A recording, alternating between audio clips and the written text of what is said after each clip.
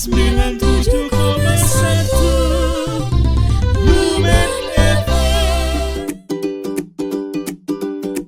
Void ya dokter ya. Ya.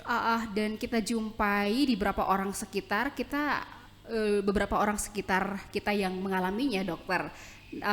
Bahwa ini bukan penyakit baru, namun banyak yang agak bingung nih dokter, bedanya sama DBD begitu ya. Dan kira-kira tifus itu seperti apa sih dokter? Baik Kak, betul tadi ini bukan penyakit baru, bukan penyakit milenial yang barusan hits belakangan terakhir ini. Seperti cacar monyet ya yang mungkin baru-baru muncul. Itu yang baru hits ya. Iya betul. Corona juga masih muda itu, terbilangnya hanya 3 tahun saja, itu masih muda sekali. Iya. Karena Salmonella typhoid ini adalah salah satu bakteri yang ditemukan di tahun 1800 Kakak. Itu di Amerika Serikat saat seorang pembuat roti di sebuah restoran membuat 56 kasus dan 3 kematian karena dia membuat roti yang terkontaminasi dengan bakteri Salmonella ini. Jadi ini adalah penyakit yang lama, sudah jadul dan sudah banyak dikenal sama orang-orang. Kemudian yang saya mau marah dulu teman-teman saya yang kalau saya ngobrol, kenapa sakit? Saya tifus. Tidak langsung begitu juga Kakak. Karena ini tifus, ini perjalanannya panjang. Yang pertama kita harus tahu adalah tifus ini adalah infeksi dari bakteri Salmonella. Salmonella ini banyak kakak adiknya. Tapi yang membuat tifus adalah Salmonella typhi. Itu spesifik dia, Salmonella typhi namanya. Ada juga Salmonella yang enteritis, maksudnya bakteri-bakteri lain yang membuat juga kita sakit di pencernaan tetapi tidak menjadi tifus. Nah, jadi kalau kita omong tifus berarti ada infeksi kuman tifus di dalam usus kita. Tadi yang namanya adalah bakteri Salmonella ya. Salmonella, keluarga Salmonella dia. Keluarga Salmonella ya. Jadi jangan coba-coba pakai FAM ini deh. Jangan, ganti yang lain. Ganti yang lain karena dia berbahaya ya. Dokter, terkait bakteri Salmonella ini dia sebenarnya tinggalnya di mana nih dokter? Baik. Ditemukan di mana begitu? Dia ditemukan di mana saja. Semua dia ada. Apalagi di tangan kita. Itu kalau saya periksa tangannya kakak sekarang, saya ambil sampelnya, terus saya mikroskop, bisa jadi ada salmonellanya di situ. Iya, di tangan kita di mana-mana. Tetapi yang paling banyak, dia ada di daging dan sayur-sayuran. Daging dan sayur-sayuran. Sebentar dokter, daging ini kan banyak nih dokter. Itu yang paling dominan dan rentannya itu muncul di daging apa? Kan ada daging ayam. Betul. Ada yang paling dominan di Manggarai kita kan konsumsi daging babi ya. Itu bagaimana tuh dokter? Dia ada di semua kakak. Semua apalagi daging yang merah, terutama sapi dan babi. Ayam juga banyak. Ikan dia kurang. Even itu daging segar ya dokter? Yes. Walaupun dia daging segar, tetap kumannya tetap berada di situ. Begitu juga dengan sayur-sayuran. Apalagi kalau kita suka makan lalapan atau suka makan salad, itu kan kita hanya cuci-cuci. Betul, langsung dimakan mentah langsung makan mentah, kasih kecap sedikit, kasih ayam sedikit, langsung makan mentah. Nah, di situ tempat paling banyak kuman Salmonella di situ. Kemudian, kalau misalnya kita sudah terinfeksi Salmonella, kalau jumlahnya sedikit, tidak apa-apa. Tapi kalau banyak, dia akan keluar lewat WC besar kita juga, lewat BAB kita juga. Sehingga apa? Kalau lalat ada hinggap lagi di BAB, dia kasih pindah lagi itu kuman Salmonella ke tempat lain. Akhirnya satu kampung bisa terkena. Jadi kakak, ada cerita dari Papua, ada kepala dinasnya membangun 1000 WC untuk daerahnya. Untuk orang-orang yang tinggal di daerahnya karena belum memiliki jamban yang bagus. Layak lah ya dokter. Yang layak. Dan itu angka diare turun 100%. Setelah dibuat jamban yang baik. Sehingga mengapa bisa terjadi? Karena WC besar sembarangan, lalat hinggap, dia pindah ke tempat lain, akhirnya satu kampung bisa terkena. Jadi di mana paling banyak? Di daging hewan, apapun hewannya, di sayur-sayuran yang mentah, dan di WC besar kita. Oke, jadi bakteri Salmonella ini dijumpai pada sayur-sayuran hijau. Yes. Yang tidak lebih ke sayuran-sayuran hijau yang dikonsumsi mentah ya, dokter. Yes. Tapi sejauh memang dimasak dengan matang, Nah, itu aman ya, dokter? itu Atau yang gimana? paling penting sebenarnya kakak. Kalau kita lihat kita kebiasaan masak sayur kita, asal dia sudah panas, sudah layu, kita langsung angkat. Oke. Nah, walaupun vitaminnya terjaga di situ, lebih banyak vitaminnya, tetapi kuman-kumannya belum sempat mati. Oke. Karena kuman bakteri secara umum dia akan mati pada suhu 100 derajat Celcius saat dia mendidih. Dan saat mendidih bukan mendidih satu kali langsung angkat, tapi tunggu 2-3 menit dulu baru bakterinya mati. Sehingga apalagi kalau kita makan yang mentah, apalagi kalau kita makan yang salad, langsung kumannya hidup-hidup masuk ke dalam perut kita. Sehingga masak daging juga harus direbus yang benar. Harus suhu yang tinggi supaya semua kumannya mati, termasuk kuman tifus ini. Iya, tapi memang dokter, stigma yang beredar di masyarakat kan bahwa sayur itu harus dimasak setengah matang iya, saja. supaya sarinya itu benar-benar masih ada ya. Iya. Karena katanya nanti kalau misalnya terlalu matang juga tidak baik, nanti lewat uap keluar vitamin-vitaminnya. Itu bagaimana itu, dokter? Betul. Yang merusak saat kita memasak dengan suhu tinggi adalah protein biasanya. Kalau protein itu rantai panjang ya. Jadi kalau kita masak dengan suhu tinggi, proteinnya pecah. Jadi itu tidak dicerna oleh tubuh. Iya. Cuman yang pecah tuh berapa banyak sih? Jadi masih punya cadangan yang banyak untuk mengasup gizi ke dalam tubuh kita. Iya. Misalnya kalau 1 kilo daging sapi isi, kita rebus 100 derajat, kita diamkan 3-4 menit sampai dia lembut. Kemudian proteinnya akan hancur hanya 10-15% saja. Dan gizi yang lain tentu masih terjaga dan bisa cukup untuk mengasup tubuh kita. Jangan kita mau gizi yang tinggi tapi kotor. Percuma. Percuma dong. Jadi itu dia ya, pendengar, bahwa bakteri Salmonella ini adalah terkandung dalam daging merah, kemudian sayur-sayuran hijau, apalagi yang tidak dicuci bersih ya. Dicuci bersih saja masih ada ya kalau lewat cek mikroskop. Mikroskop. Pasti ada kumannya. Ada kumannya. Nah, untuk itu perhatikan sebelum masak sayur ya, untuk mendidihnya benar-benar matang. Mendidih dan biarkan 2-3 menit. Iya, jangan langsung disajikan begitu ya. Jangan langsung. Diamkan dulu, baru dipindahkan ke piring begitu, Mitra Lomen. Jadi dokter, biasanya yang terkena tifus ini itu karena apa sebetulnya, dokter? Pertama yang mengapa kita terkena, kebersihan kita, terutama cuci tangan. Karena walaupun saya makan yang sudah dimasak dengan bersih, sudah disaring, sudah dibersihkan, bersih pokoknya makanannya, tapi kita ambil itu daging pakai tangan yang kotor. Jadi itu pasti terkena infeksi tifus ini. Kemudian pada anak-anak, itu anak-anak biasa apapun dia kasih masuk dalam mulut. Nah, mainan, mau apa juga dia kasih masuk dalam mulut, sehingga kebersihan adalah yang nomor 1. Dan penularan tifus ini karena dari mulut dan WC besar kita. Itu yang paling penting yang kita harus jaga. Makan di mulut kita harus bersihkan, pastikan bersih, dan kita WC besar di tempat yang benar. Karena medianya kalau air liur droplet ya. Yes. Kemudian juga untuk zaman tadi adalah ada lalat gitu ya, dokter, yang mengantar ya kemana-mana lah, kuman-kumannya kemana-mana bisa. Nah, kita ke gejala dulu, dokter. Gejala khas dari tifus ini seperti apa sebenarnya, dokter? Karena itu tadi bahwa yang seperti yang dikatakan di awal, dia agak-agak mirip dengan gejala karena DBD, sama-sama penderitanya demam, lalu juga kadang-kadang buang air besarnya juga tidak beraturan. Nah, itu untuk kita mengetahui ini karena kita mengalami tifus dan ini karena DBD itu seperti apa tuh, dokter? Kalau gejala muncul itu biasanya 7-14 hari setelah kita terinfeksi.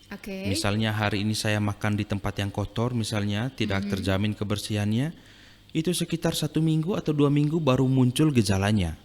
Nah, gejalanya itu biasanya muncul lebih ringan dari demam berdarah. Kalau demam berdarah tiba-tiba langsung tinggi demamnya. Kalau tifus ini dia naik pelan-pelan kakak. Dia naik pertama mungkin hanya badan tidak enak, 2 hari dia tambah demam, hari ketiga dia menggigil, hari keempat dia turun, hari kelima dia naik lagi. Pokoknya demamnya naik turun lebih dari 10 hari, itu saya sudah curiga itu tifus. Jadi kalau baru demam 2 hari, jangan langsung bilang tifus. Mendiagnosis bahwa saya tifus. Tidak boleh karena itu terlalu cepat. Biasanya saya 10 hari batasnya. Demam naik turun tidak jelas penyebabnya, tapi sudah 10 hari baru saya katakan ini tifus. Lalu gejala-gejala umum yang lain yang tidak khas itu matanya sering sakit, rasa panas, rasa berat, punggung pegal-pegal, sendinya itu sakit-sakit, ngilu-ngilu, asam-asam, otot-ototnya terutama di betis, di paha, di lengan, linu-linu semuanya. Nah itu biasanya gejala umum saja. Yang penyakit lain juga bisa mengalami seperti itu. Kemudian kalau ciri khas dari tifus ini adalah gangguan pencernaan. Selalu ada gangguan pencernaan. Yang paling banyak adalah nyeri perut. Nyeri perut yang lama. Tapi itu disertai diare kan, dokter? Belum tentu diare. Belum tentu diare. Belum tentu WC besar yang keras. Belum tentu. Jadi masalah pencernaan itu yang pertama muncul sakit dulu. Sakit perut dulu. Tapi tempatnya itu bisa di mana-mana. Kadang di pusat, kadang di ulu hati, kadang di perut bawah. Jadi tidak menentu. Karena tifus ini menyerang seluruh usus. Tifus ini menyerang seluruh usus, sedangkan usus berada di semua area perut. Jadi bisa dia berpindah kemana-mana saja, sehingga kita merasa sakit di tempat yang tidak spesifik. Bisa di mana saja sakit perutnya. Kemudian setelah sakit perut, kita bisa muntah. Nah, kalau sudah muntah itu berarti pencernaan di bawah sudah tidak lancar, sehingga dia cari jalan keluar lewat atas. Jadi kita bisa muntah. Kemudian untuk ke bawahnya bisa dia diare kakak, bisa juga dia WC keras. Apapun gangguan pencernaannya itu, tetapi maupun dia diare ataupun dia WC keras, kita kategorikan sebagai gangguan pencernaan. Jadi kalau demam 10 hari ada gangguan pencernaan, pasti saya suruh periksa laboratorium. Kalau tidak ada gangguan pencernaan tapi dia hanya demam 10 hari, saya biasanya tidak langsung ke tifus. Saya akan periksa kondisi-kondisi lain yang menyebabkan dia demam. Jadi 2 tandanya, gangguan pencernaan dan demam 10 hari. Itu dia ya, bahwa Mitra Roman ciri ya boleh dibilang khas lah dari tifus ini adalah demam yang lama. Kalau untuk DBD kan dia tidak ya dokter 1-2 hari begitu dengan demam yang sangat tinggi, tetapi untuk tifus ini dia berangsur-angsur begitu ya dokter. Jadi bisa jadi hari ini hilang, besok muncul lagi. Betul, hilang timbul dia ya. Hilang timbul. Nah dokter, kalau misalkan sudah pada kondisi seperti itu nih, bahwa misalkan si pasien mengalami kondisi dengan demam yang anggaplah sudah masuk ke hari ke-10 dengan gangguan BAB-nya. Nah, langkah pertama yang harus dilakukan tuh apa tuh, dokter? Baik. Kalau kita demam hari pertama, hari kedua, hari ketiga tetap kembali seperti yang kita bicarakan yang lalu, coba perbaiki lagi gaya hidupnya. Pertama, makannya diperhatikan, gizi seimbang, istirahat yang cukup, olahraga teratur, hindari stres. Itu untuk tahap pertama demam. Jika dia berlanjut sampai 10 hari, maka itu berarti ada sesuatu yang terjadi pada tubuhnya. Entah itu tifus, entah itu ada penyakit lain, tapi kalau demamnya lebih dari 5 hari sampai 10 hari berarti ada yang salah dalam tubuhnya. Kemudian kalau orang hanya demam hilang timbul itu kakak, biasanya mereka tidak ke dokter. Sampai tunggu ada gangguan pencernaan dulu, baru ke dokter.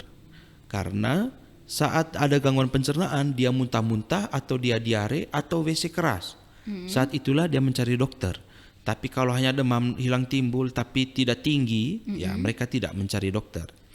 Jadi kalau ada demam dan ada gangguan pencernaan, sesegera mungkin datang ke dokter. Kalau misalnya benar dia tifus tapi datangnya hari kelima, dokter pun biasanya kelewatan. Oke. Tidak menduga ini adalah tifus. Tetapi kalau demamnya lebih dari 3 hari, sebaiknya itu sudah ke dokter. Lebih dari 3 hari sebaiknya sudah ke dokter. Jangan tunggu sampai dia ada gangguan pencernaan. Karena kalau sudah ada gangguan pencernaan, obat yang diberikan dokter akan lebih banyak dan minumnya akan lebih lama. Sehingga lebih dari 3 hari silakan ke dokter. Kalau benar ini tifus kakak, tidak perlu khawatir, ada obatnya, ada tindakan yang bisa dilakukan oleh dokter untuk memperbaiki keadaan umumnya. Oke. Tifus yang tidak diobati 30% akan mengakibatkan kematian. 30% ya, dokter? 30% tifus yang tidak diobati akan mengakibatkan kematian. Tidak diobati, oke. Tifus yang diobati 90% akan sembuh. Oke. Sehingga kita perlu obat yang tepat, penanganan yang tepat untuk mencegah kematian 30% tadi, kakak. Oke. Nah, dokter, sejauh ini penyebab utama dari penyakit tifus ini apa sih, dokter? Penyebab tadi yang pertama kebersihan itu. Kebersihan. Pertama kebersihan, cuci tangan, pengolahan makanan itu nomor 1. Oke. Kemudian adalah jambannya kita. Jambannya kita itu kalau di kota Ruting sih sudah lumayan ya. Tapi kalau kita agak ke pinggir memang masih ada tempat-tempat yang belum mempunyai jamban yang khusus, yang layak. Kemudian yang berikut, kalau sudah terinfeksi dia bertambah parah, itu karena akses ke fasilitas kesehatannya yang kurang atau dia terlambat. Oke. Kemudian kalau tifus ini kita biarkan, dia akhirnya bukan cuman menyerang di usus. Dari usus dia bisa masuk ke pembuluh darah, dia bisa infeksi limpa, dia bisa infeksi liver. Berarti dia menyerang daya tahan tubuh kita dong jadinya, dokter, Dia ya? menyerang semua aspek dalam tubuh kita kalau kita biarkan. Nah, itu yang bisa menyebabkan kematian.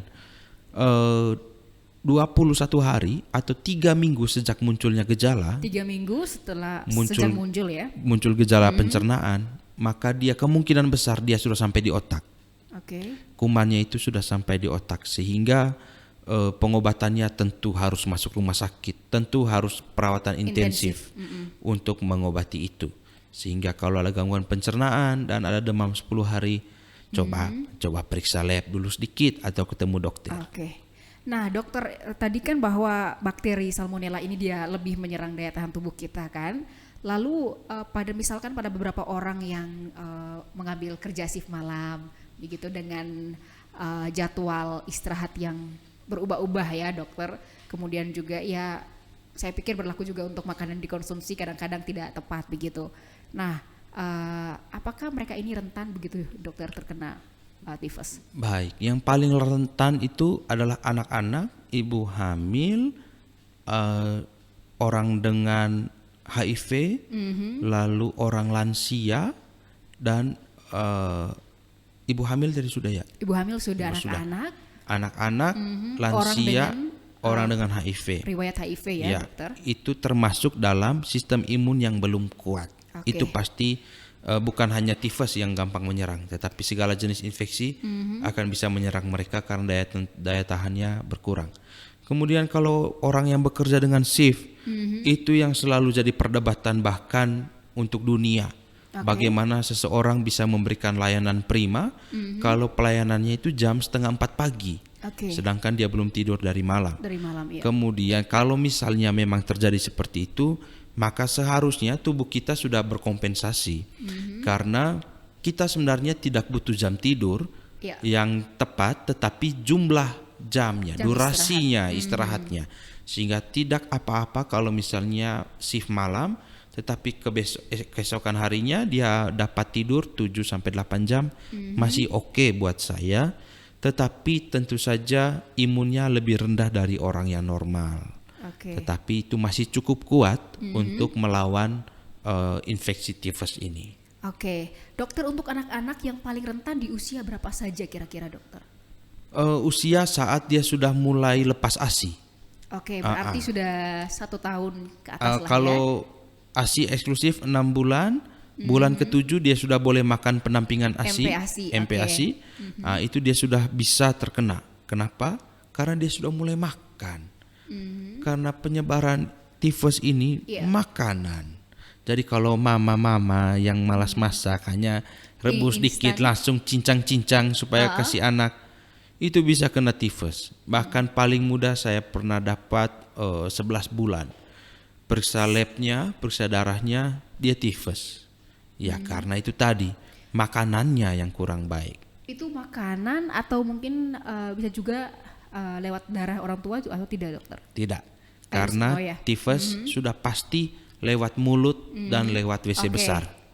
Istilahnya dia fecal oral infection. Jadi dia transmisinya itu penularannya lewat mulut dan WC besar kita. Oke, jadi penularan lewat BAB sama makanan yang kita makan. Ya. Nah, dokter, bahwa untuk saat ini di Manggarai kita ini, kira-kira persentase tifus ini seberapa banyaknya, dokter? Gitu. Jangankan omong pasien, saya punya teman perawat, saya punya teman bidan, teman dokter di Cancar juga terkena ini. Anda tifus sekarang. Ada yang minta izin, dokter saya tidak masuk. Kenapa? Saya lemas badan, saya tidak enak pencernaan. Coba periksa deh tifus. Beneran kena tifus dia. Saya bilang ya sudah, istirahat dulu, minum obat dulu, baru kerja lagi. Pasien sekarang yang dirawat dengan gangguan pencernaan ini, walaupun bukan spesifik tifus, tapi sudah ada 8 hari ini yang dirawat karena gangguan pencernaan. Kemudian yang saya tekankan kembali bukan pada tifusnya, tetapi kebersihan makanan yang kita harus perhatikan. Makanan dan cuci tangan itu yang bisa terkena. Wajib ya? Wajib 100% harus dilaksanakan. Jadi pokoknya jangan lupa lah setiap kali mau makan atau si mama sebelum masak ya, karena sumbernya juga itu ya, dokter ya. Sumbernya di situ, bukan kasih salah mama tidak. Iya betul. Cuman kadang-kadang mama mungkin ada sibuk lain sehingga tidak perhatikan sudah mendidih atau tidak. Begitu tekan, sudah lembek, makan sudah. Padahal itu bisa terjadi infeksi tifus di situ. Nah, dokter, selain tadi HIV kan yang punya kecenderungan untuk terkena ini karena daya tahan tubuhnya memang sudah terganggu ya. Nah, apakah yang mengalami tifus itu karena dipengaruhi juga oleh riwayat-riwayat penyakit lain begitu, dokter? Dipengaruhi iya, tetapi tidak secara langsung. Misalnya kalau orang dengan bawaan gangguan MA yang asam lambungnya tidak stabil, pertahanan pertama kita adalah asam lambung saat masuk di lambung kita, kumannya itu. Kalau misalnya asam lambungnya cukup baik, masih fungsinya, maka bakteri tifus ini juga ikut mati di dalam asam lambung. Tetapi kalau penyakit lain yang berhubungan langsung sekali dengan penyakit infeksi tidak ada. Yang paling berpengaruh adalah perilaku kita. Selalu kembali ke perilaku karena ini murni 100% karena kebersihan. Kalau dia bersih, resiko penularan sangat-sangat rendah. Sangat-sangat rendah. Kemudian satu lagi, kalau anak kita SD pergi jajan di luar waktu pergi sekolah, bukannya saya menyalahkan tempat jualan, tetapi apakah mereka sudah mematuhi kebersihannya? Apakah daging-daging bulat yang ditusuk lidi itu apakah sudah direbus dengan baik dengan panas begitu? Apakah saus yang kita pakai di tempat itu apakah sudah benar-benar bersih atau tidak? Cuman kalau saya omong gini, dokter bikin kasih mati orang punya bisnis saja. Bukan juga, tetapi kalau bayangkan habis makan di tempatnya restoran satu ini, terus kemudian kita pulang sakit perut, siapa yang mau datang lagi di tempatnya kita? Iya benar. Sehingga kebersihan dan enaknya itu harus sejajar. Betul. Jangan cuma enaknya, tapi enak dan bersih itu pasti laku bisnis kita. Betul ya, dokter.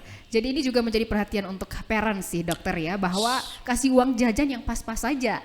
Betul. Karena kalau misalnya kasih banyak nanti belinya juga macam-macam dan ya macam-macam ini itu tadi belum tentu terjamin kebersihannya. Betul. Iya, jadi saya lebih cenderung untuk anak-anak dibuat bekal. Ya, betul ya. bekal dari rumah, karena yang paling bisa menjamin anaknya adalah ibunya. Betul. Jangan suruh bapak lagi yang buat.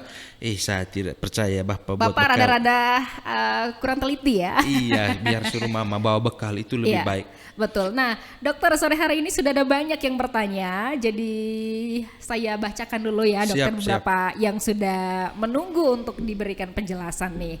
Yang pertama ada Tanta Tiam, warga Kampung Momere. Halo, selamat sore. Katanya selamat sore Dokter Reynal. Selamat sore. Senang bisa bertemu nih dokter. Katanya Mama Tia, katanya dia mau tanya nih, saya mengalami gejala tifus sudah mau seminggu dokter. Mulai dari demam tinggi, badan saya kadang-kadang nyeri, kemudian juga 2 hari terakhir tidak nafsu makan. Awalnya saya hanya mual tapi tidak muntah. Baru-baru ini saya muntah, bahkan saya tidak BAB selama 2 hari dokter. Bahkan setiap makan saya selalu muntah lagi dokter. Tensi kemarin 90/60. Bahkan saya tidak kuat jalan dan duduk, apalagi jika berobat lagi bisa diopname atau tetap rawat jalan ya dokter. Itu kondisi saya semakin memburuk untuk saat ini katanya. Baik Mama Tia, itu adalah gejala yang mungkin adalah tifus. Untuk mengkonfirmasi ini adalah tifus atau bukan, saya sarankan untuk pemeriksaan lab saja, supaya jangan pakai kira-kira, apalagi saya tidak bertemu dengan Mama Tia sekarang. Ya. Kemudian apakah opname atau rawat jalan, saya selalu berikan keputusan itu kepada dokter yang memeriksa. Karena matanya dokter tuh bisa langsung tahu, oh ini sebentar rawat inap. Entah apapun sakitnya, begitu dia masuk ke ruangan praktek atau masuk ke UGD, dokter bisa langsung tahu, ini akan rawat inap, ini akan rawat jalan. Jadi dari mana dokter tahu itu? Dari keadaannya mama. Kalau dia lemes sekali, perlu cairan, kelihatan lesu, pasti akan opname. Tapi kalau masih bisa segar, tapi ada keluhannya, akan rawat jalan. Kemudian saya sarankan dengan mama, makanlah makanan yang lunak dahulu. Oke, bubur misalkan. Misal bubur, atau sayur yang direbus lebih lembek, Oke. atau kuah kaldu ayam, bisa minum itu dulu. Iya. Kemudian besok saya rasa harus ke puskesmas, ketemu dokter untuk pemeriksaan lab dahulu. Kalau misalnya ini adalah betul tifus, tidak masalah, akan diberikan obat. Kalau memang perlu opname, jangan masalah, jangan persoalkan itu, karena ada BPJS untuk menanggung rawat inap, jadi tidak ada masalah. Yang pasti mama harus periksa lab dulu untuk memastikan ini tifus atau tidak. Karena gejala seperti ini kakak, kalau kita naik motor tidak pakai jaket, begini juga gejalanya. Oke. Bisa masuk angin, bisa mual muntah, bisa tidak BAB, bisa diare. Iya. Jadi untuk memastikan periksa lab, dan saya mungkin agak yakin ini adalah tifus kak. Oke. Dari tanda-tanda yang disampaikan tadi ya Dari oleh Mama gejalanya Tia. itu. Jadi dokter itu dia ya Mama Tia, pastikan besok kalau misalkan sudah, kan katanya tidak kuat jalan ya dokter, mungkin ini salah satu pertimbangan juga untuk Rawat tunda. inap. Jadi- Untuk segera periksa dan langsung diberikan penanganan supaya semangat lagi. Ya betul. Jangan hanya menduga-duga untuk sementara sih ya. Betul. Ada lagi yang bertanya, katanya selamat sore Radio Lumen 2003, selamat sore juga untuk kita, dan semoga selalu bahagia untuk dokter. Amin, katanya. amin, amin, amin. Amin ya. Dokter, saya mau tanya, papa saya kan sering terkena tifus, sudah 4 hari papa tifusnya kumat dokter. Jadi menurut artikel yang dibaca di internet, sari cuka apel bermanfaat untuk penderita tifus. Apakah benar dokter? Mohon pencerahannya, terima kasih banyak. Siap. Pertama, tifus itu bukan kumat-kumatan. Oke. Tifus itu adalah terinfeksi dan sakit dan sembuh. Kalau dia masih merasa sakit setelah pengobatan, berarti pengobatannya tidak tuntas. Jadi bisa jadi ini kumannya hanya berkurang jumlahnya sehingga gejalanya menghilang, dan dia beranak pinak lagi dalam usus dan muncul gejala lagi. Oke, berarti dokter kalau misalkan kita sembuh belum tentu bakterinya mati ya? Belum tentu kakak. Saat kita sembuh, bakterinya jumlahnya mengecil. Oke. Jadi kalau obatnya kita hentikan setelah 5 hari karena sudah enak dan diresepkan untuk 15 hari, kita sudah berhenti di hari kelima, itu pasti kumannya akan tumbuh lagi dan terkena tifus lagi. Jadi obat itu harus tuntas. Antibiotik, obat yang diresepkan harus diminum seperti diresep. Oh dokter. Kalau dituliskan dihabiskan, ya dihabiskan. Kalau minum saat nyeri saja, ya minum saat nyeri. Jadi menurut saya kakak, pengobatan ini belum tuntas. Kalau misalnya tifus yang dimaksudkan kakak adalah gangguan pencernaan, bisa jadi ini bukan tifus. Kalau seperti ini keluhannya yang hilang timbul, ini bukan tifus menurut saya. Ini gangguan pencernaan secara umum, tergantung pada gizi dan bentuk makanan yang dikonsumsi oleh Bapak. Coba cek lagi, makanan apa yang membuat Bapak tiap hari gangguan pencernaan? Makanan apa yang membuat sakit perut? Nah, coba itu dihindari dulu. Kalau dari gejala, menurut saya ini bukan tifus kakak. Oke, jadi untuk lebih tahunya, mungkin untuk bapaknya dibawa ke Betul. puskesmas juga ya dokter untuk Karena riwayatnya nanti akan ditulis secara baik. betul. Kemudian sari cuka apel dari kakak. Ya itu yang ditanyakan dokter. Yes. Apa? Ya karena memang biasa kalau misalnya kita kadang-kadang penyakit bawaannya kambuh atau mungkin juga begitu kita sedang demam, pasti langsung larinya ke Om Google ya, itu biasa sih dokter. Dan itu yang ditanya tadi, apakah sari cuka apel itu bisa untuk mengobati tifus dokter? Terima kasih. Iya. Kalau sari cuka apel ini kadar gizi dalam buah itu kalau sudah difermentasikan akan sangat menghilang. Misalnya asinan mangga atau asinan salak atau fermentasi dari buah-buahan termasuk cuka apel ini. Itu sari gizinya sudah berkurang. Apakah dia membantu dalam kebugaran tubuh? Membantu, tetapi bukan untuk menyembuhkan, apalagi membunuh bakterinya. apalagi membunuh si Salmonella typhus. Jadi saya pastikan ini bukan untuk menyembuhkan tifus, tetapi ini untuk meningkatkan daya tahan tubuh terhadap tifus. Iya. Kalau sekarang sedang bergejala di pencernaannya, maka sari apel ini bukan jawabannya. Kalau sedang sehat, sedang fit, minum sari cuka apel untuk menambah kebugaran, itu saya setuju. Oke, dikonsumsi ketika masih bugar ya, Betul. dokter? Seperti vitamin kakak, vitamin C itu menambah imun, tapi saat sehat, bukan saat sakit diminumnya. Sehingga sari cuka apel ini kembali saya katakan bukan untuk menyembuhkan kita dari tifus, tetapi dia membantu tubuh kita membunuh kuman tifus ini. Oke, baik itu dia, mudah-mudahan sudah terjawab untuk kita yang sudah bertanya.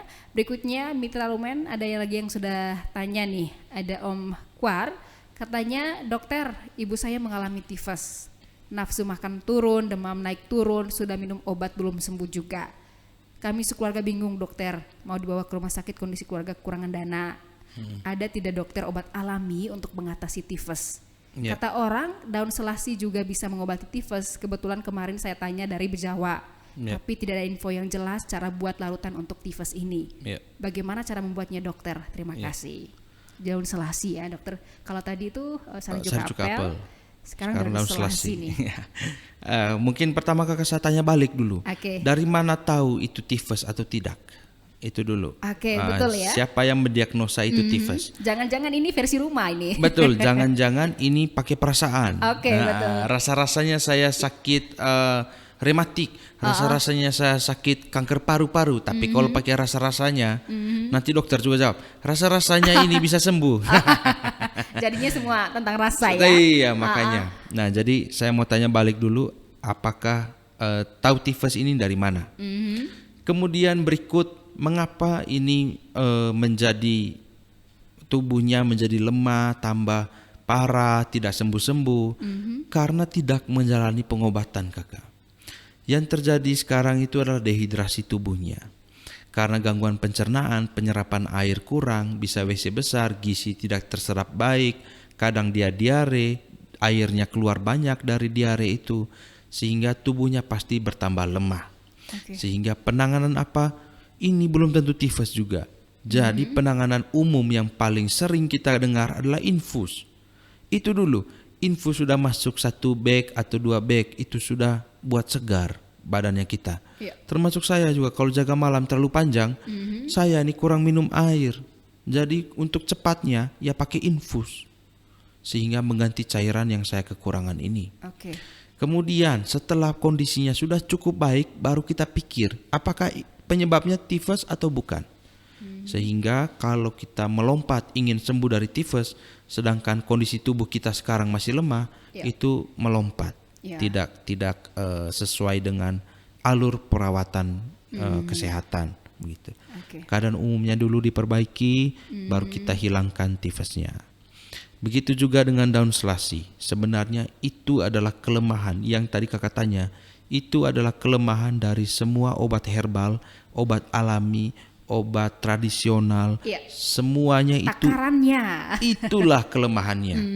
Misalnya yang sudah melakukan dalam penelitian itu yang sudah pasti adalah daun jambu ini menghentikan diare. Jadi kalau kita tifus dan kita diare, apakah boleh minum daun jambu? Boleh, asal tahu berapa lembar yang kita rebus, berapa lama, suhunya berapa, minumnya berapa kali, sehingga saya biasanya langsung menghilangkan daun jambu dari resep saya. Saya langsung kasih anti diare 1 biji. Jadi tidak perlu pikir harus rebus berapa lama, berapa lembar, cari di mana, sampai di Bejawa juga carinya daun selasi. Jadi pakailah obat yang ada di apotik itu Rp5.000 langsung sembuh. Nah, kemudian itulah kelemahan obat tradisional. Mungkin kita topik berikut kita bahas ini obat yang tradisional. ya, dokter. Kemudian yang berikut saya juga sebagai agen BPJS, bukan sebagai agen sih. Cuman karena saya merasakan manfaatnya BPJS kepada masyarakat luas ini luar biasa. Kakak bayangkan dulu hampir 60% masyarakat Manggarai tidak pernah ketemu dokter. Benar. Karena tidak bisa bayar dokter. Memang saya akui kalau dokter di kota, lumayan juga harganya. Harga selangit ya, dokter. Harga lumayan. Memang saya tidak salahkan dokter juga. Karena dia pasiennya banyak ya, dia seleksi dengan begitu. Kemudian hadirlah BPJS di tahun 2004. Sekarang kakak 90% semua masyarakat Manggarai pernah ketemu dokter. Karena tidak pakai bayar. Iuran BPJS yang tidak mampu dibayar oleh negara. Semua orang yang mampu bayar BPJS bayar iurannya. Jadi hampir semua orang bisa mempunyai akses kepada fasilitas kesehatan. Dan kalau masalah biaya kakak Nekarabo bisa urus di kantor desa, bisa urus di RT, di kelurahan. Lalu bawa berkas itu bersama KTP, kartu keluarga, bisa bawa ke kantor BPJS untuk mendaftarnya. Jadi sebenarnya untuk masyarakat Manggarai khususnya, tolong ada kartu BPJS. Harus ada. Karena waktu kita berobat ke rumah sakit dan tidak mempunyai kartu BPJS, sebagai seorang dokter juga akan lebih bingung lagi. Bagaimana saya meramu perawatan ini supaya sesuai dengan kemampuan pasien. Tapi kalau dia BPJS, saya berikan pelayanan yang terbaik. Karena negara yang menjamin kita dua. Dokter dan pasien. Negara yang menjamin. Sehingga Nekarabo kalau soal biaya itu jawabannya BPJS. Tidak ada yang lain kakak. Begitu. Jadi ini mungkin ya, karena memang belum ada BPJS, makanya juga itu sudah menjadi pertimbangan ya dokter. Jadi dimanapun ya Bapak mungkin tinggal sekarang supaya itu tadi, karena sekarang saya pikir juga dokter urusannya tidak berbelit-belit seperti dulu ya. Sangat-sangat tidak berbelit. Ya, benar-benar dipermudah sekarang ini. Untuk itu ya segera mungkin urus BPJS-nya supaya jangan beralih ke obat-obat tradisional dulu begitu ya, ke dokter dulu untuk kira-kira seperti apa penyakit yang dialami ini. Setelah kita minum obat dari dokter, setelah merasa kondisi lebih baik, maka obat tradisional sebagai pelengkap obat dari dokter saya perbolehkan. Tetapi dalam kondisi lemah, dalam kondisi yang tidak fit, menggantungkan harapan sepenuhnya kepada obat tradisional saya kurang setuju. Jadi sebaiknya memakai obat dokter dulu, lalu setelah fit kita tambahkan dengan obat tradisional supaya tambah bugar. Nah itu saya rasa jalan tengah yang saya lebih setuju kakak. Jadi jangan bergantung pada selasi, bergantunglah pada dokter yang siap merawat. Iya, sampai carinya di Bejawa tadi ya, Bapak. Untung dapat di Bejawa, masih dibilang dekat. Kalau misalkan Larang Tuka, Lembata. Jadi dokter, kita sekarang masuk di komplikasi dulu dokter ya, karena memang juga itu tadi selain komplikasi demam, kemudian gangguan BAB, bahwa apalagi nih dokter, mungkin setelah tifus ini? Ya. Pertama, gejala dia muncul pasti demam, kemudian ada gangguan pencernaan. Nah, komplikasi itu adalah rentetan kejadian setelah munculnya gejala. Jadi sebenarnya kalau penyakit tifus ini sembuh, dia hanya sampai di gangguan pencernaan. Tetapi kalau dia terus berlanjut, maka muncullah komplikasi, gejala tambahan, gejala ikutan yang seharusnya tidak boleh terjadi. Misalnya yang paling banyak terjadi di kasus tifus adalah diare yang terus-menerus sehingga dia dehidrasi. Betul. Kekurangan cairan sehingga organ-organ lain terlalu panas. Mobil saja perlu air untuk pendingin. Apalagi tubuh kita yang ini bukan besi ya. Betul, ini cepat panas. Jadi kalau kekurangan air, ginjal hancur duluan, jantung apa yang mau dipompa kalau tidak ada cairan dalam darah. Jadi jantung hancur juga. Otak akan kehilangan fokusnya, tidak bisa bekerja dengan sebaik-baiknya, sehingga mulai pingsan, mulai cepat ngantuk, mulai oleng-oleng begitu. Kesadarannya mulai menurun. Kemudian dehidrasi ini bisa menjadi penyebab langsung kematian dan paling banyak pada anak kecil. Karena orang tua kalau dia kehausan, dehidrasi, dia bisa langsung minum banyak. Air. Tetapi kalau anak-anak dia tidak peka. Mana bisa dia umur 2 tahun dia kasih tahu mama saya haus, jarang sekali. Sehingga mamanya yang biasa kasih air saja begitu. Nah, dehidrasi ini adalah komplikasi pertama yang bisa langsung membuat kematian terjadi karena diare yang terus-menerus tadi. Kemudian yang berikut adalah dia WC-nya keras. WC keras ini akan membuat pencernaan kita, gizi tidak terserap dengan baik. Kalau gizi tidak terserap dengan baik, kita tidak punya sumber tenaga. Tidak punya sumber tenaga berarti bensin di mesin tidak ada. Kosong. Bagaimana mesin mau nyala? Akhirnya jantung mulai melemah, tidak ada tenaga untuk pompa. Paru-paru tidak ada tenaga untuk hirup oksigen. Akhirnya otak juga tidak bisa berpikir dengan baik. Akhirnya juga lama-kelamaan ini yang lebih sengsara daripada dehidrasi, dia matinya pelan-pelan. Bisa meninggalnya pelan-pelan itu Kak. Dokter, dehidrasi ini kan sebagai salah satu ini yang memang paling ditakuti ya ketika tidak cepat ditangani. Nah tadi bahwa tifus ini baru boleh diketahui bahwa sampai hari ke-10. Nah kalau misalkan dokter, misalkan saya begitu, BAB hanya sehari saja dan itu langsung drop, itu harus memang mencari perawatan ya secepat mungkin dokter. Langsung mencari perawatan. Begitu pula apalagi untuk anak-anak kecil, biasanya dia diare 1 kali saja, tapi diarenya banyak sekali sehingga popoknya langsung penuh. Begitu ditanya dokter, diarenya berapa kali? 1 kali, tapi dia tidak kasih tahu dokter ini banyak atau sedikit. Sehingga apapun yang terjadi dan membuat kita lemas, membuat kita drop, itu berarti kita kekurangan sesuatu yang sangat banyak. Paling pertama adalah cairan. Itu yang paling banyak terjadi, kehilangan cairan ini. Sehingga kalau drop, kita perlu perawatan. Itu saja. Entah dia muntah 1 kali atau dia mencret 1 kali, itu dan itu membuat kita drop, maka itu harus segera ditangani. Segera menemui layanan kesehatan Betul. Ya. Jangan sampai menunggu lama karena itu tadi. Dan ya dokter ya, sejauh ini juga kira-kira ada berapa sih maksudnya kematian karena ini? Kalau dehidrasi ya dok. Maksudnya dari tifus karena tidak cepat ditangani. Betul. Kalau misalnya pasien anak misalnya, saya jaga di UGD misalnya, pasien anak datang dengan lemas. Saya sudah tidak pikir ini karena tifus atau tidak. Kalau dia datang dengan dehidrasi, saya langsung info, saya perbaiki kualitas makanan, gizinya, cairan saya penuhi, maka dengan sendirinya dia akan sembuh juga. Karena kita semua punya imun untuk melawan tifus sebenarnya. Jadi kalau misalnya ada kematian waktu saya terima di UGD dan dia meninggal karena dehidrasi, biasanya kita sudah tidak cari penyebab dia dehidrasinya. Apakah dia diare karena tifus atau muntah-muntah karena infeksi bakteri lain, sudah tidak dipedulikan lagi. Tetapi kalau datangnya itu dengan gejala yang sedang-sedang saja, pasti saya akan cari tahu dia kenapa, sehingga tifus bisa terdiagnosa.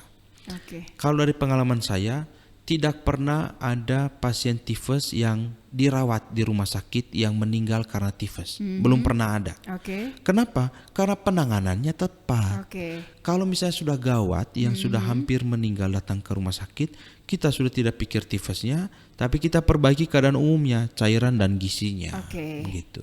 Baik, dokter, saya ke beberapa pertanyaan lagi ya, dokter. Siap. Ini dari Kavian. Katanya selamat sore dokter. Selamat sore Kak Kavian. Terima kasih untuk waktunya dokter. Siap. Terima kasih juga untuk Radio Lumen 2003. Oke, terima kasih sudah bergabung di sini ya. Saya punya riwayat tipes dan akhir-akhir ini saya pusing dokter. Perut sering perih disertai kram. Kira-kira gejala tipes saya kambuh tidak ya dokter? Terima kasih. Yes. Tifus ini juga kakak dia nakal. Misalnya kakak tahun lalu ada tifus. Oke. Diobati. Sembuh, segar bugar, kembali bekerja. Apakah tifusnya 0,0% dalam tubuh? Tidak. Belum tentu ya. Dia sembunyi dalam usus kakak. Oke. Dia sembunyi dalam usus dan sewaktu-waktu dia bisa berkembang biak, beranak cucu di dalam dan menimbulkan gejala yang berulang. Jika apa itu dokter? Jika pertama makanannya kotor, ditambah sedikit saja kotornya langsung menimbulkan gejala. Oke. Kemudian makan yang tidak seimbang, artinya hanya protein melulu, nasi melulu, sayur terus, sehingga gizinya tidak seimbang dan bakteri-bakteri baik di dalam usus akhirnya mati. Kalau bakteri baik yang mati, bakteri tifus yang merajalela di dalam usus, sehingga tifus ini bisa muncul kembali. Bahkan kalau kita pernah kena tifus dan kita periksa lagi WC besar kita di mikroskop, masih ada itu orang, masih ada itu tifus dalam WC besar. Sehingga apakah kita benar-benar sembuh 100%? Tidak. Apalagi kita di negara berkembang ini yang kalau makan juga sering-sering kita lihat ya resiko penularan tifusnya sangat tinggi. Nah, kita dengan India tuh baku tanding kasus tifus setiap tahun. Oke, dengan penduduk terbanyak lah ya. Yes. Nah, dokter, yang paling rentan memang kalau misalnya kita kembali ke soal kebersihan ya, yang paling rentan masyarakat yang mana nih? Yang di pedesaan kah atau yang di kota? Perkotaan. Dua-duanya sama. Karena kalau di perkotaan, biasanya daging dipotong di pinggiran kota, polusi. disimpan, baru didistribusikan ke kota. Atau ikan-ikan kita kan kita di gunung tidak ada laut, biasanya disimpan dulu, taruh dalam pendingin baru didistribusikan. Kemudian kalau di kota cenderung mencuci tangan itu lebih baik karena ada air mengalir dan ada sabun. Tapi biasanya itu kita cuci tangan setelah makan karena kotor habis pegang ikan. Sebelumnya sebelum tidak. Jadi kalau masalah perilaku itu bisa terjadi di mana-mana saja, entah desa ataupun perkotaan. Kemudian kalau di pedesaan itu saya kembali lagi terhadap kebersihan sanitasi lingkungannya, karena masih banyak saya lihat WC besarnya bukan di tempat jamban yang baik, kadang-kadang di pinggir di kebun, kadang-kadang juga di sungai. Nah, jadi di pedesaan lebih cenderung ke arah situ. Kalau ditanya mana yang lebih bahaya dari kota dan desa, saya rasa dua-duanya sama. Ya, bagaimana dokter? Mana yang lebih aman? Aman bagi orang yang memasak dengan benar dan mencuci tangan dengan baik. Itu pasti aman. Jadi itu dia ya, bahwa memang tidak ada perbedaan sih mau di kampung atau mungkin di kota, tapi itu tadi ya aman bagi mereka yang tahu jaga kebersihan lah dokter. Betul. Yang paling penting sebelum makan ya dokter. Sebelum makan cuci tangan itu.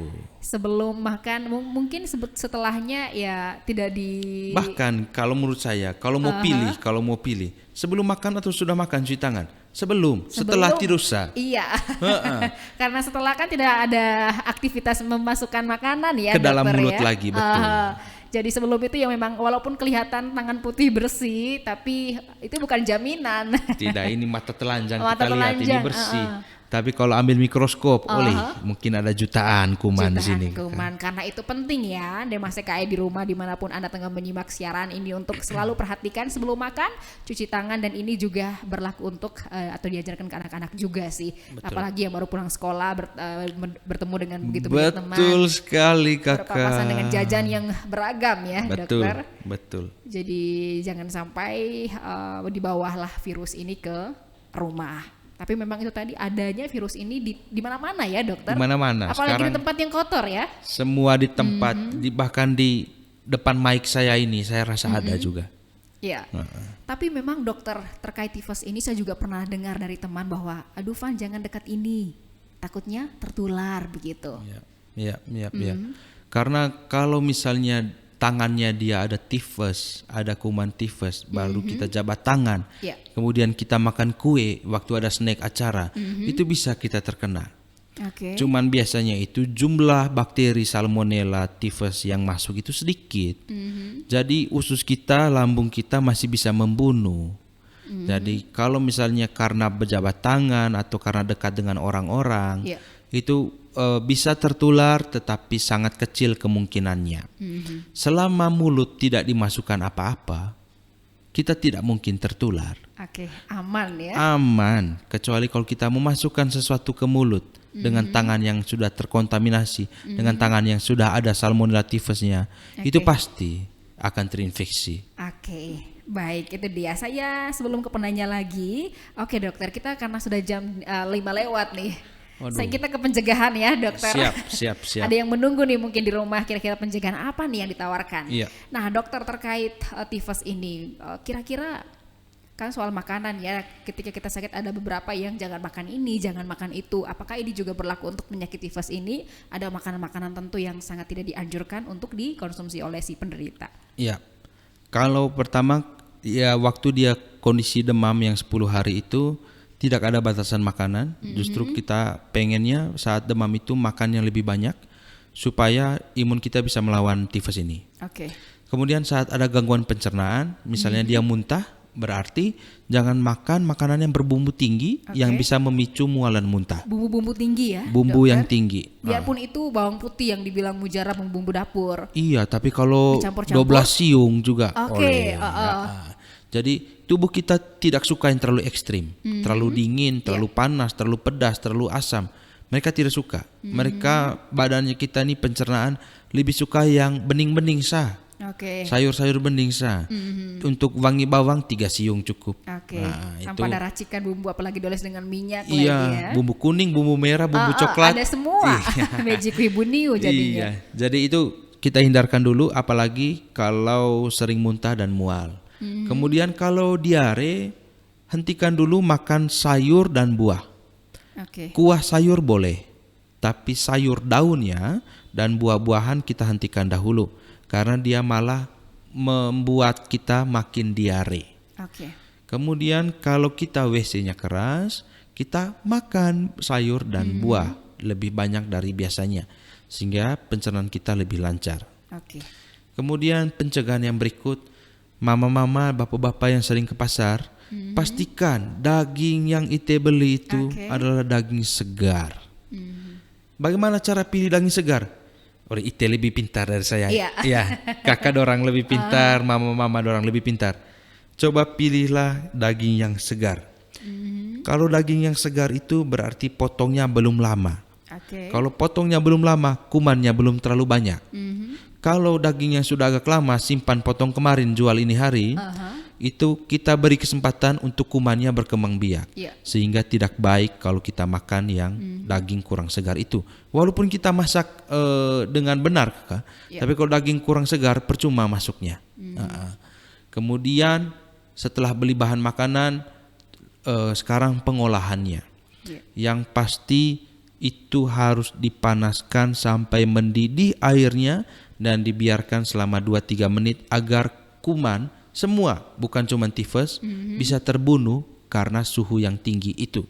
Nah, sehingga ada saran, kalau pemerintah Amerika ada punya warga negara mau ke Indonesia, mereka bilang begini, kalau sampai Indonesia jangan minum yang es-es. Karena di SS itu kuman semua di situ. Tidak mati mereka kalau dingin. Tapi kalau makanan panas, sup, soto, rawon, sayur yang sudah ditumis, itu pasti panas dan kumannya lebih sedikit. Sehingga bule-bule tidak mencret kalau ke Indonesia. ke Indonesia. Pasti mereka mencret itu habis minum cendol. Karena dingin dan terkontaminasi oleh kuman. Sehingga masaklah, olah dengan suhu tinggi sampai air mendidih dan biarkan 2-3 menit baru disajikan. Begitu saja. Diamkan dulu ya. Ya. Oke deh. Baik dokter, ada lagi yang bertanya. Siap. Dari Om Greg katanya, dokter saya punya keluarga yang baru saja sembuh dari tipes. Pertanyaan saya, apakah dia masih bisa menularkan penyakitnya? Apakah bisa menular lewat air liur, dokter? Terima kasih. Itu tadi sudah terkena tifus, diobati, sembuh. Apakah masih bisa menularkan? Bisa. Paling banyak lewat WC besar. Kalau misalnya temannya Om Greg ini WC besarnya di jamban yang benar, tidak mungkin dia menularkan ke orang lain. Tidak mungkin, sangat-sangat kecil kemungkinannya dia menularkan lewat mulut. Setelah dia pegang air liur, dia jabat tangan dengan Om Greg makan, jarang sekali bisa tertular. Dari WC besar yang dibawa lalat ke tempat makanan kita, ke makanan menjadi kotor, itu sangat bisa terjadi. Sehingga kalau dia di jamban yang tepat, di WC besar yang teratur, bersih, jarang sekali menyebabkan infeksi ke orang lain. Berarti hanya tertular lewat BAB ya dokter. Kalau untuk kentut tidak. Tidak. Karena Salmonella typhus tidak bisa terbang, Kakak. Iya, berarti itu dia ya. Jadi jangan takut terhadap kentut si dia yang mungkin baru saja sembuh dari tifus ini. Karena hanya bisa menular pada droplet air liur. Kemudian juga tadi kalau misalkan sejauh dia juga BAB-nya di tempat yang aman, kemudian juga yang khusus lah ya dokter ya. Berarti itu juga aman sih. Aman dan melindungi keluarga ya seperti itu. Nah mungkin ada nih dokter, maksudnya kepada yang mengidap tifus ini, mungkin kira-kira apa nih yang mau disampaikan dokter supaya keluarga juga tetap dalam kondisi yang safe begitu? Yes, yang pertama kalau kita sudah terdiagnosa dengan tifus, jangan khawatir, jangan takut, karena pasti dokter sudah meresepkan dan merawat dengan baik. Nah, itu tadi saya bilang kalau tifus sudah dirawat oleh dokter, itu 90% dapat sembuh. 90% ya. 90% dapat sembuh. Kalau tidak diobati, 30% dapat meninggal. Kemudian untuk keluarga mungkin tidak perlu khawatir. Yang penting adalah WC besarnya diperhatikan. Tidak boleh sembarangan dari tempat yang khusus. Kalau mau lebih-lebih lagi, tempat makannya dipisah. Ya, alat makannya dipisah. Alat kebersihan kamar mandi untuk kebersihan itu juga dipisah. Tetapi itu kembali lagi tidak signifikan untuk mengurangi penularan itu. Yang pasti, yang 100% pasti mengurangi adalah cuci tangan. Karena kita kalau makan tidak mungkin tidak pakai tangan, Kakak. Tidak mungkin. Mungkin di tidak awal-awal pakai sendok fokus, tapi begitu ada kerupuk, makin kesini ada kerupuk ya. Tidak mungkin kerupuk tusuk pakai garpu pecah. Jadi cuci tangan oleh orang semua terdekat yang terkena tifus ini. Kembali lagi, tidak perlu khawatir bagi keluarga, bagi pasien, tetapi kebersihan kembali yang saya tekankan. Oke deh, itu dia ya untuk Om Greg tadi. Jadi sebetulnya yang sudah tifus dan sembuh itu biasanya ada peluang ya dokter? Ada peluang, tetapi sangat kecil apabila WC besarnya tertib dan kita di sekelilingnya rajin cuci tangan. Pasti aman. Baik. Terima kasih ya dokter, dan kita sudah berada di sesi akhir ya Mitra Omed. Jadi untuk Anda yang masih mau bertanya ya, kita simpan pertanyaan Anda untuk dan dijawab mungkin minggu depan ya, karena juga waktu tidak banyak sore hari ini. Nah dokter, sebelum kita mengakhiri perjumpaan sore hari ini dalam program Lumen Health, Let's Go Healthy, jadi apa nih dokter yang mau disampaikan ke masyarakat begitu ya? Mungkin beberapa untuk yang mereka sudah pernah mengalami tifus supaya barangkali tidak kambuh, atau kambuh sih dalam dalam rentan waktu yang lama lah Lama, begitu betul, ya dokter betul. ya. Kalau sering-sering sakit itu Iya. ada masalah itu. Kembali lagi, kalau biasa di sesi penutup saya selalu bilang 4 resep sehat semangat. Oke. Makan gizi seimbang, olahraga rutin 3 kali seminggu, minimal 30 menit, istirahat yang cukup, tidur yang cukup, dan yang terakhir hindari stres. Oke. 4 ini, makan, olahraga, tidur, stres. Keempat ini harus dijalankan dengan baik sehingga tubuh kita fit, ada kuman-kuman yang masuk kita bisa bunuh. Itu dia. Kemudian khusus untuk tifus, jagalah kebersihan. Ini slogan nih kakak dari sebelum lahir, mungkin dari zaman dulu sudah. Jagalah kebersihan. Iya. Kebersihan apapun kita jaga, dari kebersihan tubuh, kebersihan rumah, lingkungan, tetangga, selokan. Kebersihan adalah nomor 1. Ya. Kemudian cuci tangan, karena COVID ini juga bawa berkah. Artinya menyadarkan kita ya dokter. Menyadarkan kita betapa pentingnya cuci tangan, dan dia mengajarkan kita cara cuci tangan yang baik. Iya betul. Ada 7 langkah itu. Jadi saya tidak tuntut harus seperti yang disarankan, tidak, tapi cuci tanganlah Di air yang mengalir di ya. air yang mengalir dengan sabun. CTPS, cuci tangan pakai sabun. Nah, itu program Kementerian Kesehatan. Kemudian yang berikut lagi, apabila sudah ada rasa demam dan ada masalah pencernaan, segeralah ke dokter untuk memeriksa pemeriksaan fisik seluruhnya agar mencegah tifus tidak memburuk. Oke. Karena kalau orang kena tifus kakak kelihatan sekali lemas sekali. Apalagi kalau dia diare atau dia WC keras berapa hari tidak BAB, itu lemas sekali dia. Jadi untuk mencegah itu, jika ada demam dan masalah pencernaan, segeralah ke dokter untuk mendapatkan penanganan yang tepat. Oke. Setelah itu, kalau memang harus diopname, tidak perlu khawatir. Opnamenya tidak lama-lama. Oke. Kalau misalnya kondisi sudah baik, pasti dokter tetap sarankan lebih enak istirahat di rumah. Iya. Tetapi perbaiki kondisi dulu di rumah sakit. Kira-kira itu pesan saya kakak. Oke, terima kasih ya dokter. Dan Mitra Lumen, pendengar setia kami di rumah dimanapun Anda tengah menyimak siaran sore hari ini. Jadi usai sudah, saya Fani dan juga narasumber kita sore hari ini Dr. Ray ya, menemani Anda dalam program Lumen Health. Terima kasih untuk Anda yang sudah berpartisipasi, bertanya banyak hal kepada narasumber kita, dan untuk Dr. Ray terima kasih ya. Terima sudah- kasih kembali. Saya senang bisa berbagi, ketemu kakak di sini dan mendengar pertanyaan dari pendengar. Saya senang sekali. Saya pikir ada banyak sih yang masih mau bertanya, tapi kalau misalkan ada nanti dijawab minggu depan ya Boleh, dokter. boleh, Karena boleh. kita minggu depan ketemu lagi. Silakan di rumah yang mau kita dokter bahas apa, silakan beritahu di nomor yang sudah saya hadirkan tadi, atau di Facebook kami di Radio Lumen FM, atau ke Instagram kami buat Anda yang selalu berselancar di sana ya, di Radio Lumen 2003. Sekali lagi dokter, terima kasih ya untuk waktunya sore hari ini, sudah menyempatkan diri untuk berbagi informasi yang sangat penting ini kepada masyarakat Manggarai. Untuk Anda yang tengah mendengarkan via streaming di belahan dunia manapun, senang bisa ketemu dengan Anda lagi. Mudah-mudahan ya informasi ini benar-benar bermanfaat untuk kita semua Mitra Lumen, dan dijauhkan dari gangguan tifus inilah Mitra Lumen. Makan mie tidak boleh tentunya ya. Makan Buat- mie yang bersih-bersih Karena- aja lah. Karena banyak yang bilang ya dokter, anak biasa dulu, anak-anak kos begitu ya, jangan terlalu sering makan mie karena ini juga bisa memicu Bukan tifus. mie-nya, tapi belum cuci tangan sudah makan mie. Oh itu juga ya. Jadi double-double jadinya. Double-double, Tidak ya. cuci tangan sama Makan makan yang mie, instan-instan. Oke, baik. Selamat sore pendengar, selamat sore dokter. Terima kasih ya. Terima kasih. Sampai jumpa lagi. Bye-bye.